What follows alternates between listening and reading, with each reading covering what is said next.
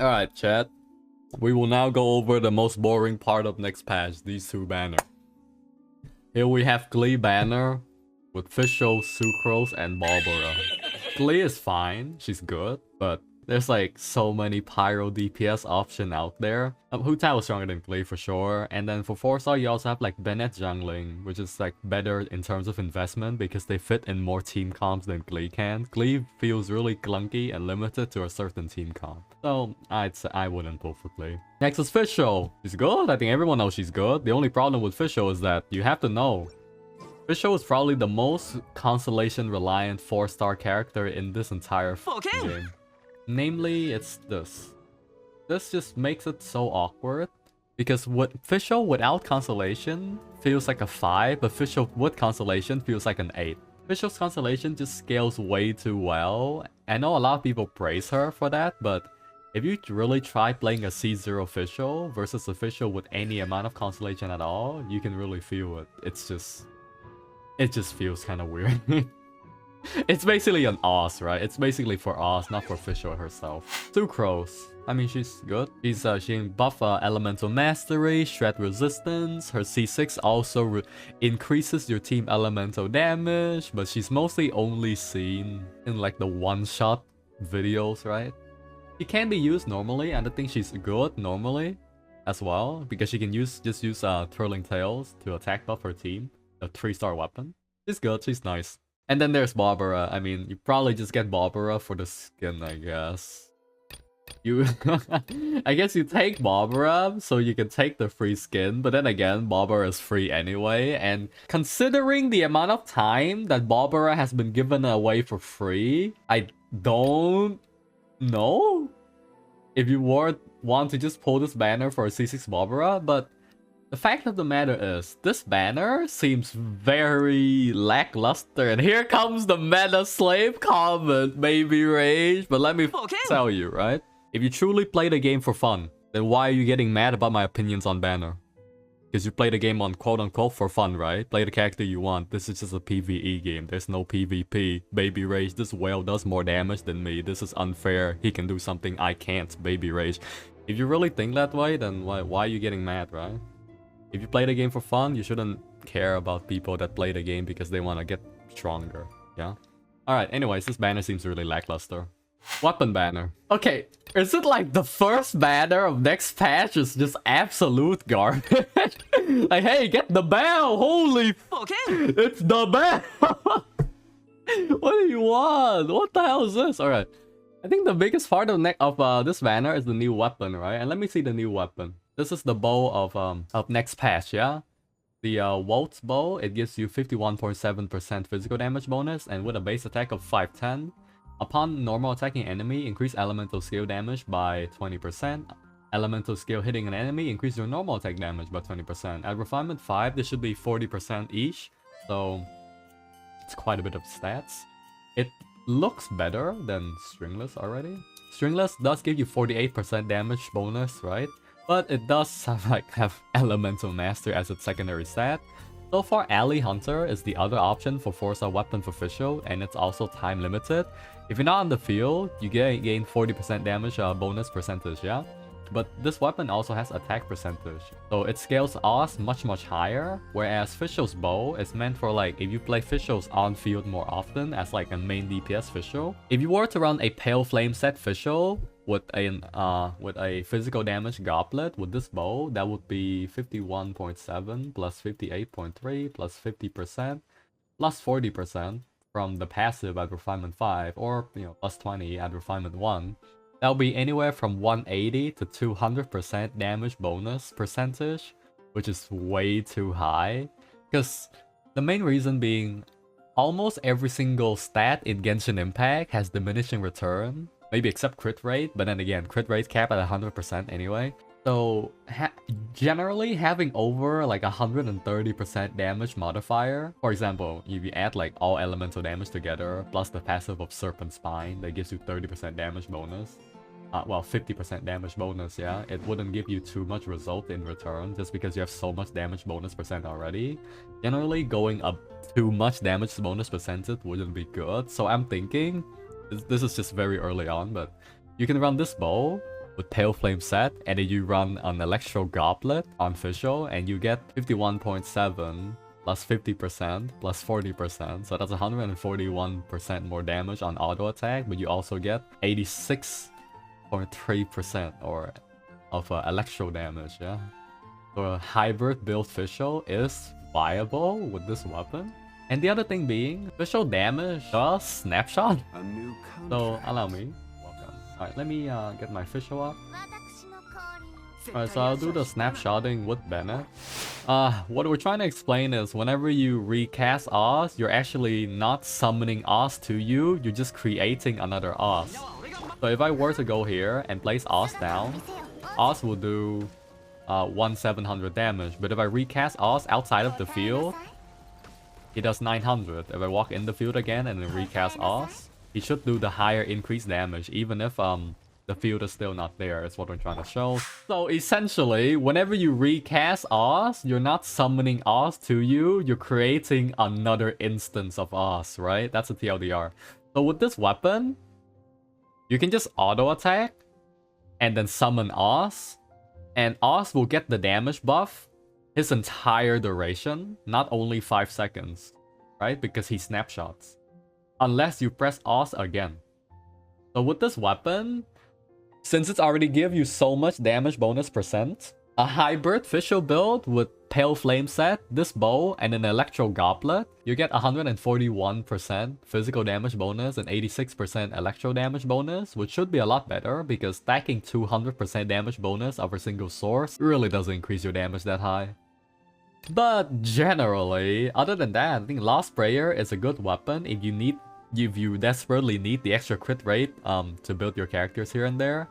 Skyward Pride is a good weapon. It scales really well with refinement, and an R1 weapon is also good for physical damage dealers such as Xinyan or Razor. Lion's Roar, Bennett, Kiching, maybe. Favonius Lance, very powerful, used for Jiangling and maybe Zhongli as well. The Bell, who the fuck cares? Woodset, yeah, it's good. As I said, these two banners just feels very lackluster. It's like, okay, I know 1.6 is a filler patch anyway, but you don't have to make the banner filler as well.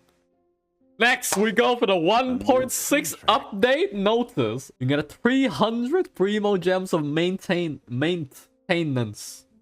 So it's like 5 hours downtime. When is the downtime? At midnight for me. Hell yeah, I'll wake up tomorrow morning. Update new detail. New limited time area. This area is only available during 1.6. After being out of sight for some time, Klee shows up with a mysterious item on hands and yada yada. Yep, so the new region is time limited. And before you go baby rage, why? It's quite simple. You know, every single gacha game has a time limited event or zone anyways. They're just doing what works before. After the 1.6 ends, this island will be gone. And we have Klee story quest and a new main quest. We have new character, Kazuha. Scarlet Leaves Pursue Wild... Okay, what the fuck is that title? Isn't Klee like Fleeting Sunlight or something and some other character?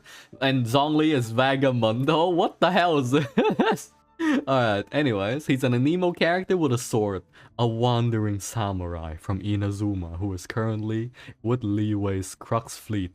A gentle and carefree soul whose heart hides a great many burdens. From that's too edgy, holy fuck. Alright, anyways, next weapon.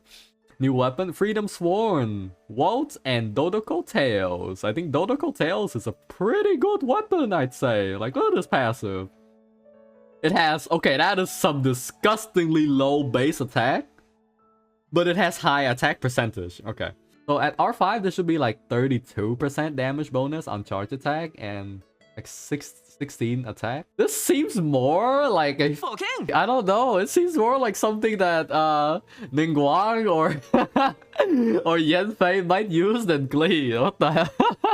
So overall, because you're gonna get an R5 copy of this weapon because it's a free weapon from the event, right? So overall, this weapon gives you like 70% attack bonus. It has low base attack, but the damage modifier should be fine. I'd say this might be better than Festering Desire, like the other free weapon we got. I mean, who the fuck cares about Windbloom Ode, right? Like, who cares about that bow? And now this...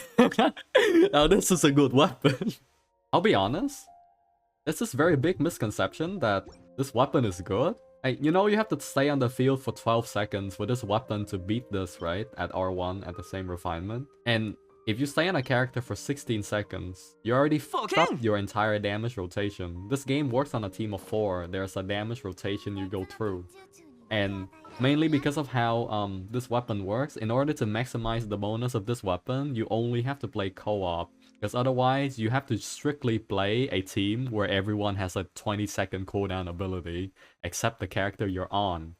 So, in theory, this weapon is like, it's good because it has a lot of bonus stat, but in practice, it becomes kind of like, okay, is it really that worth it to make one character do a little bit more damage, meanwhile gutting the entire team, right? So how I see it is Lost Prayer is an amazing weapon for a hyper carry character early game because you don't have enough you don't have enough resources or artifacts to build up multiple different characters to work on a team comp. So that is the only time when it's good. But the more you actually look at it, it's like it's not worth it essentially. Alright, let's continue. Limited time, okay. We talk about new weapon. New Serena Teapot function. You can put your characters in the Serena Teapot. So basically what they're saying is, you pay us 14,400 Primo Gems to pull the character, and you put the character in your home, and we'll give you 20 Primo Gems back. Stomps. Alright, new update. Dressing room, new outfit. Alright, we got Barbara and Jean skin, and we can see the Barbara and Jean skin over here. We have the Jean skin that can be purchased for 1,350 Genesis Crystal, and after the patch it'll be 1,680. So it's from a $20 to a $30 skin. And Echoing Tales, Barbara skin it'll be given out for free during the event if you complete the event. After the event, it'll be sold for 1,680 Primo Gems. I mean, it's Genesis Crystal, you know what I mean. Pay money to put less clothing on your character. Pay money to have less pixels. Hell yeah, this is where we're at right now. New event, Midsummer Island. You can partake the event to get the Catalyst Dodoco Tales. You get a Northlander Billet Trope, which is basically a box that allows you to pick any prototype to craft that you want. So that's nice. Crown, furnishing blueprints, very nice. More housing. Does anyone care anymore? New story quests, okay. You can share your thoughts and feeling with Paimon. New limited time world quest, Who Hears the Sea, The Winding Homeward Way, Who Wields Wild Wind from Outer Lands, yada yada yada. New world quest, A Dish Beyond Mortal Ken, New monster, Magu Kenki, a mechanical humanoid from another nation. New gadget, new recipe of food, stir-fried shrimp, rice buns, chicken tofu pudding, that's really nice. New furnishing, okay. New character development material, Marionette Core, and new island regional specialty.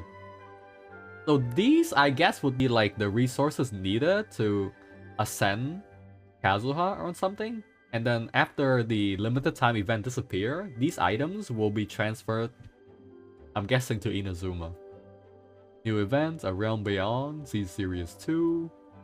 New name cards, New Abyss Floor. Floor 11, increased roll damage by 300%. Its AoE increased by 100%. Enemies will be changed.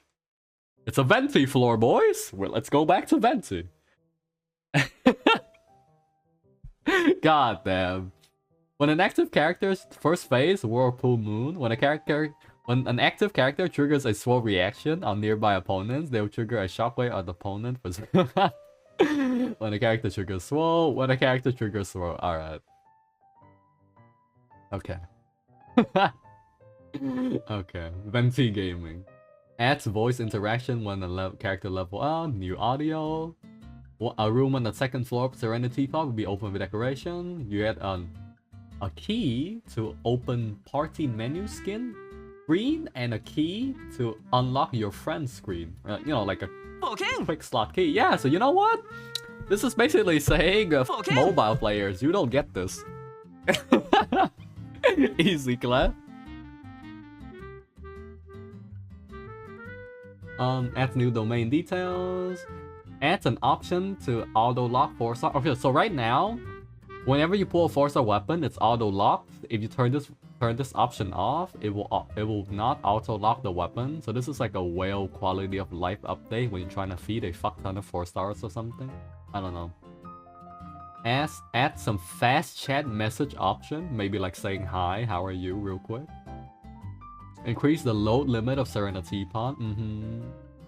4-star artifact can now be sold for Mora. Ooh, okay. Some indestructible level. Why would you want to destroy some level up material? Anyways, optimize weapon hammer. Increase from 6 to 20. Like, why? This is like a quality of life that only whale uses. It's like, okay, let me feed all my weapons. Can we have this for artifacts? I think this makes more sense. For artifacts. Like, it makes a lot more sense if on artifacts. Crafting or forging can be performed in co-op. Very nice. More quality of life. Camera setting. Improve aiming experience. Increase stack limit of furnishing of the same type. Who the fuck already made like 1,000 of a single item that they needed to increase it? Adventure handbook. Function now automatically track and navigate to enemies. So currently, if you use the navigation, after you lock on a certain enemy and then you kill that enemy, you have to click the menu again and track another enemy. But now I think they showed during the update that you can press navigate Sizen Mage and it will go through every single Sizen Mage in the entire map. So farming will be easier because it makes you so that you don't have to learn farming route that hard. So that's nice. Map co-op update to make stuff look nicer.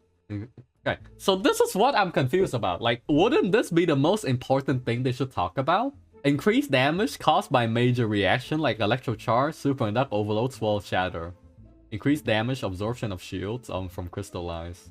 Increased elemental mastery. They have like, it's an other. Like they didn't expand any extra information about this. It's like, well then by how much? I know you said this in 1.5, but like, you know, can you just tell us? Can I finally build Overload Team Copium? Like, can I build Overload Lisa? Because right now, Overload Lisa does like 8,000 per overload, right? So if they double the damage or something, it'll be like 16k overload with Venti Ult or something. Would be kind of cool. But yeah, anyways, that's all, yeah? Lots of good quality of life content update next patch. But I don't see anything game breaking because I feel like riding the boat and traveling around will be good for like maybe a week or two, and then people will kind of just move on from it, right? The excitement of riding a mount and riding on a boat, it'll be there for a bit, right? It'll be a good thing for a bit, but I think it wouldn't last too long.